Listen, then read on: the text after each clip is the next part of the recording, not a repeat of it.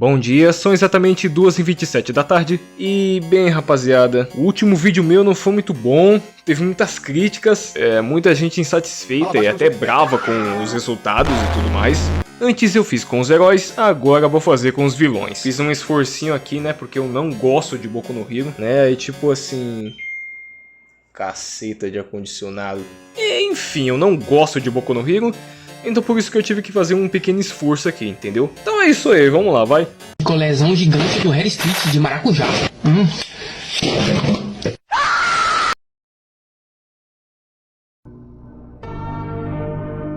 Para começar, vamos imaginar o seguinte cenário. All Might se aposentou e agora ele precisa de um substituto. Ai, mas tem um Midora. Não! Quem vai substituí-lo é o Beisola. Agora, Super Scott é um herói desse universo. E só para ficar mais divertido, vamos considerar que ele atue sem consequências, sem amarras. Vamos colocar Sten como seu primeiro alvo, só pra gente começar. E com a ingestão de sangue do seu oponente, ele pode paralisar qualquer um.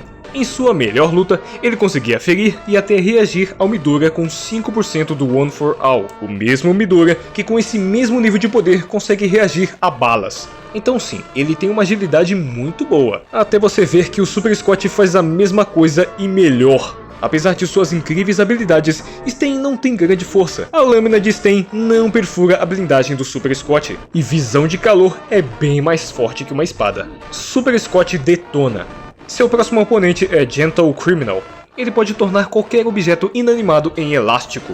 Ele naturalmente já é forte e rápido, mas ativando seu modo amante, o cara fica turbinado, batendo de frente com o Deku com 10% do One for All.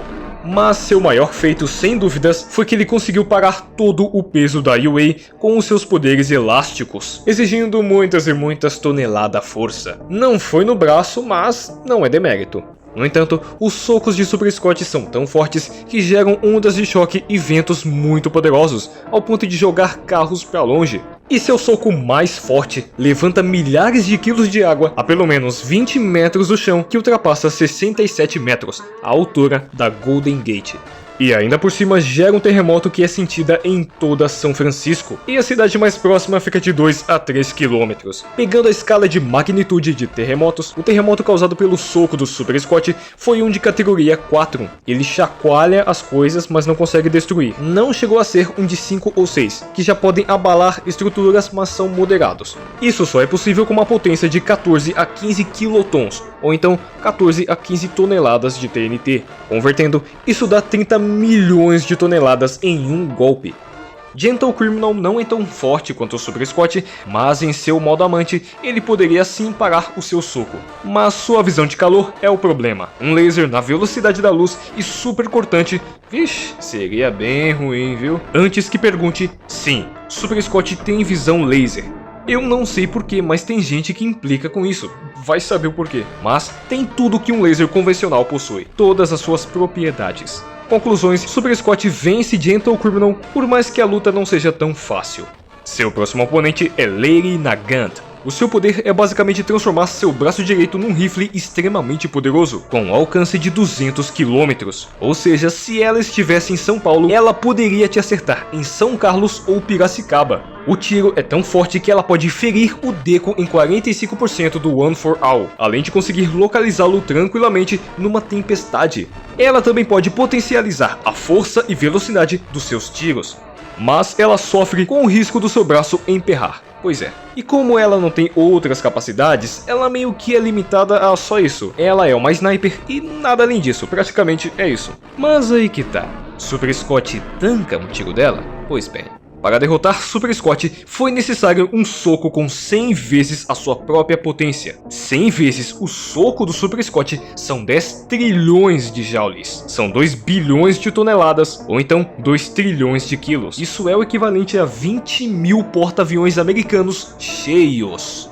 Ou seja, o soco do Mr. Justice tem 26% da potência da bomba de Hiroshima. Super Scott tancou por um tempo, mas caiu de joelhos. E aí entramos numa questão. 40 a 50% de toda essa energia e força não machucaria o Super Scott. Então tudo sugere que sim, ele resistiria a um tiro desse nível. Além do mais, Super Scott é superior em praticamente tudo. Super Scott leva essa.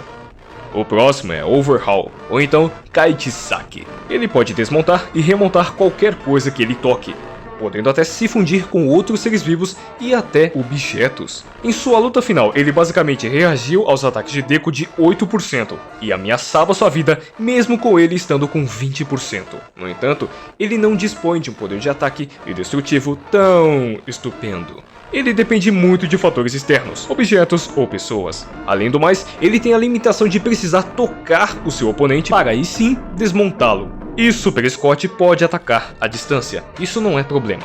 Overhaul remontando o seu corpo, ele pode se curar, mas Super Scott é o tipo de oponente que não deixaria isso acontecer.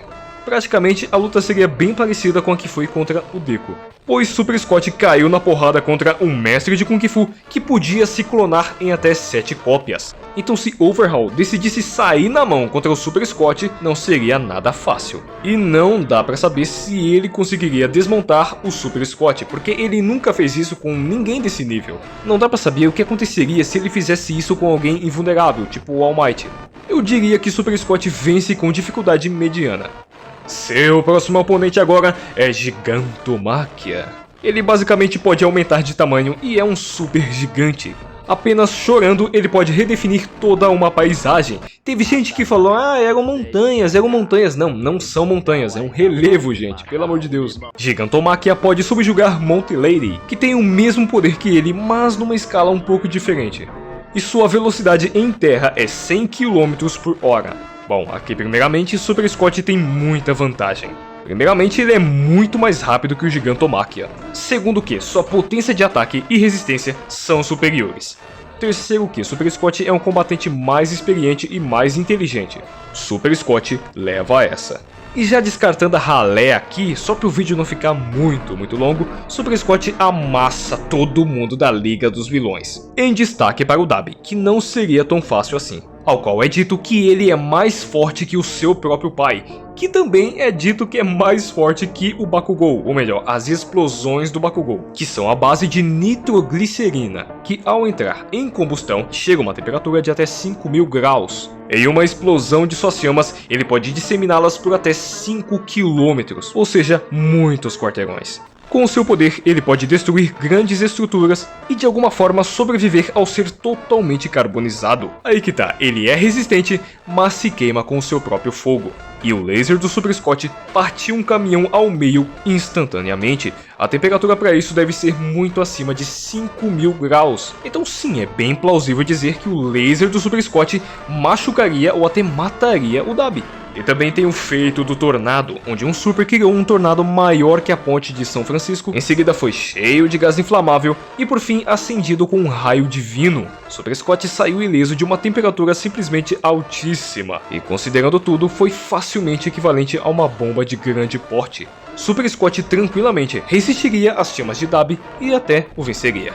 E finalmente o final boss, Shigaraki Tomura. E no final do anime /mangá, ele acumulou muitos poderes, tantos que não vai dar tempo de falar tudo aqui. Mas sendo bem direto aqui, ele é dito como sendo tão forte quanto All Might. Mas não só isso, dito e declarado como sendo All Might Prime. Sim. Pois é, e com suas emissões de rádio, ele pode se mover a 300.000 km por segundo, ou então a velocidade da luz. Mano, eu não preciso me alongar, ele é muito mais forte que o Super Scott. Só com essa declaração aqui, já era, acabou a brincadeira. E se ele não vence o Shigaraki, logo ele não vence All for One. É simples. Conclusões: Super Scott amassa 98% de todos os vilões do verso. Todos os citados e abaixo deles, Super Scott leva. Alguma dúvida? Eu espero que não. Só aqui melado. Esse tá meladinho, mano. Companheiro aí, matando o rei, ou sei lá, quem venceria, Kaido de One Piece ou o universo de The Boys? Kaido vence com facilidade. Companheiro CL Thanos, pra você, qual é o personagem mais superestimado? Ô irmão, Difícil. Mas ó, vamos lá. Metro Man. Nossa senhora, mas pensa no personagem superestimado do bicho. Tem também o verso de Os Incríveis. Pelo amor de Deus, cara. É cada escalonamento patético desses personagens que eu fico tipo, mano, como assim? O Goku. Olha, eu não acho ele fraco. Ele não é fraco. Mas a maneira como ele é escalonado, meu irmão, é muito exagero, é muita falácia, é muita teoria transformada em fato e, pô, é difícil. Por fim, eu posso colocar o Kratos. O Kratos é a mesma coisa do Goku. Ele não é fraco, ele é muito forte.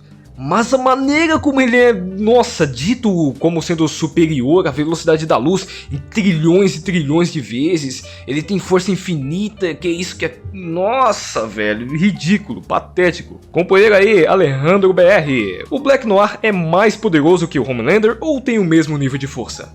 Não, ele de fato é sim mais poderoso. Aqui no capítulo 65 de The Boys diz o seguinte: de primeira, eles pegam o DNA, mexem um pouco, mas buscando algo novo, melhor, mais forte e mais ciente do que deve fazer. Essa parte da HQ é praticamente a revelação bombástica, né? O Leitinho tá literalmente falando o maior mistério da HQ, tá ligado? Tipo, não, sempre existiu uma cópia do Patriota que não sei o que, mas agora veio tudo à tona e tudo mais. Aí ele continua, ó, tem muita coisa aqui no arquivo do Noir Sombrio. Tudo que eu podia fazer era pensar sobre ele e o que nós sabíamos sobre ele, o que não é muito. Apenas mais perguntas. Como ele sobreviveu de uma queda de 8 km no 11 de setembro? Se ele supostamente não sabe voar, como ele pode cortar um cara ao meio e derrubar um avião e sair andando em chamas sem sofrer um arranhão? Porque o relatório dele diz sem sinais de super resistência. E na cena da morte do Homelander, presta atenção, o Black Noir tá na frente dele e ele está às costas do Homelander. E nesse quadro, Billy Bruto desvia de um laser que vem de frente. E não tem como ser do Homelander, porque ele tava de costas.